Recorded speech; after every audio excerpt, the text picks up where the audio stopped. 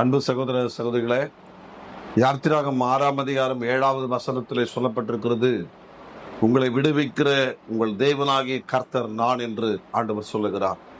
விடுதலை, இந்த இணைய மனிதனுடைய வாழ்க்கையில விடுதலை அற்றவர்களாக, நாம் சமாதானமற்றவர்களாக வாழ்ந்து கொண்டிருக்கிறோம். கர்த்தர் சொல்றாரு, உங்களை விடுவிக்கிற தேவனாகிய கர்த்தர் நான் தான் சொல்றாரு. இன்றைக்கு நமக்கு விடுதலை வேண்டும் என்றால், நம்முடைய வாழ்க்கையில ஒரு விடுதலை உண்டாக வேண்டும் என்றால், ஜீவ அதிபதியாகிய கர்த்தரை நாம் தேட வேண்டும், அவரை நாம் பற்றி கொள்ள வேண்டும். ஆண்டவருக்கு பிரியமானவர்களே, எந்த ஒரு காரணத்தை கொண்டும் கர்த்தர் இந்த வார்த்தை கொண்டு வந்து இன்றைக்கு உங்களோடு பேசியிருக்க மாட்டார். ஆண்டவர் உங்களுக்காக பேசுறாரு.